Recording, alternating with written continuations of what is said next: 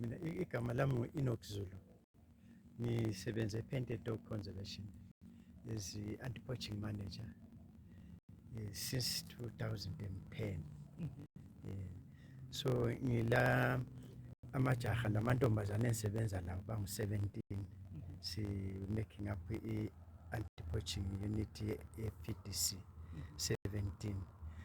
Sila i-community omama labo baba be-community about 250 abavela ku-community abasincedisayo lathi ekuvikeleni izinyamazana sisenze i-anti-poaching. Bazinikela ngama-volunteers ukuthi bakwenze lokho. Nxa bekwenza besemakhaya ababhadalwa bakwenza kungalambhadalo. Kodwa kulesikhathi sokuthi nxa sithole okuyimadlana ifunding siyabanxusa babuye lathi sibathathe sibabhadale. Siyasebenza nabo kwesikhathi 3 months 6 months sebesibabhadala bebhadala. Okwenzakalayo ukuthi nxa besemakhaya ababhadalwa kodwa bayithenge i-uniform abayisebenzisayo. Abantwana babo babhadalelwa sikhuluma nge-anti-poaching ama-community scouts, singathi ngama-community scouts esincedisana labo bevela ku-community bengama-volunteers. Bababhadalelwa i-school fees.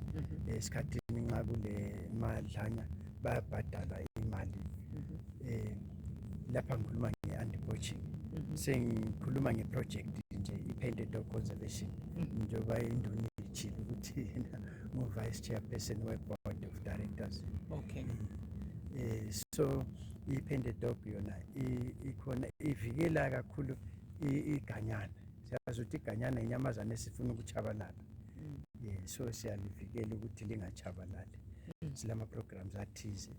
Sila education department lapha esithatha khona abantwana sibase sile i-complex ye-Painted Dog kule i-visitor center lapho okule mbali mayelana lokubunjwa kwe-Painted Dog.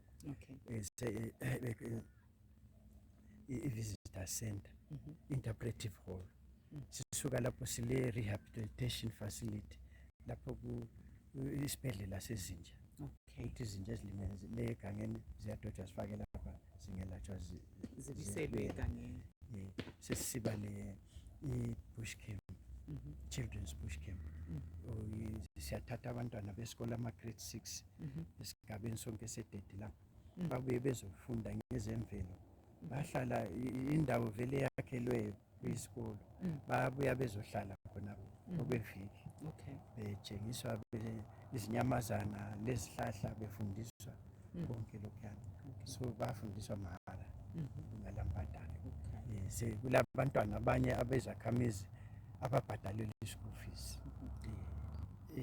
Lithi ngapha kuma-volunteers sile 36. Ku-education department ngale I think they are over 200. Over 200 abantwana ababhadalelwayo. So abantu balahlekelwe imisebenzi abaningi. So abaningi basebengena egangeni lapha. Sekulomonakalo omkhulu. So basincedisile kakhulu, i-community sincedisile kakhulu. Sangani siyavinga. So i-poaching ye-Painted Dog ifonye ngo-2001. Kodwa ama-volunteers afonye ngo-2015. Baqalisa ukuncedisana lathi ngo-2015. So elikutshoyo ukuthi ngesikhathi se-COVID yikho lapho i-poaching kade ngani serious. And then lalaba abantu labakhethayo basebencedisa. Yikho siqalise khona ukuthi sibanxuse bebhadala.